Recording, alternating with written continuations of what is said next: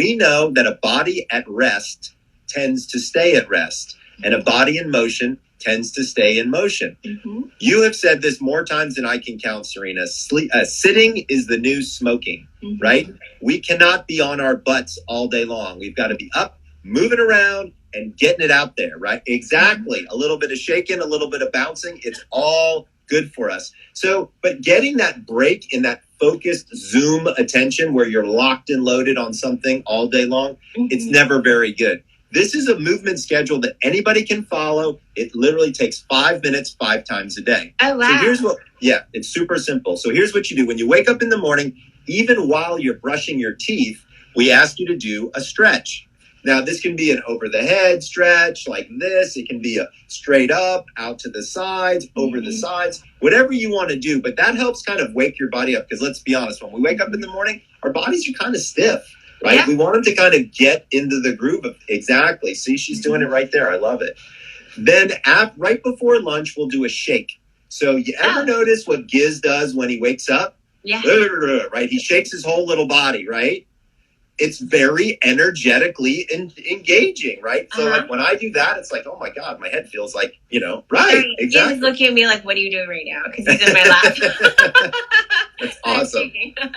That is awesome. So exactly. So we do a shake. The second one after lunch is a bounce. So maybe you have a mini tramp, maybe you do some jumping jacks, or you just jump around, or maybe you go and you skip a little bit. I know that sounds a little childish, but I'm going to tell you something. It's a lot of fun. I was skipping down the street the other day. My neighbors, who already think I'm a little crazy, were definitely thinking that I'm losing it. But let me tell you something. It's so much fun, right? And it's about adding fun to your life. That helps you with energy. That helps you kind of do things like that. Mm-hmm. After the bounce is a build.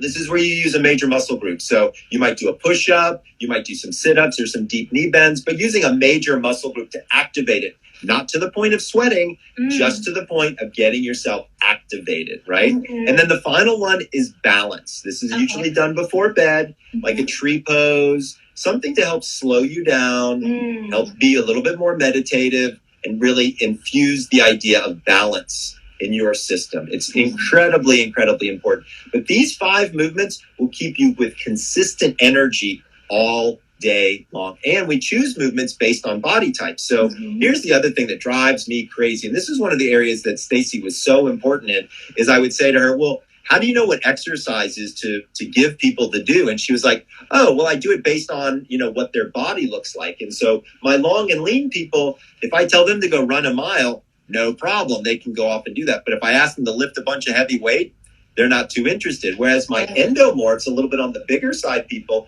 they love pushing weight, but don't like necessarily doing cardio. So we were able to discover different exercises based on their body types that are going to be more preferential for them.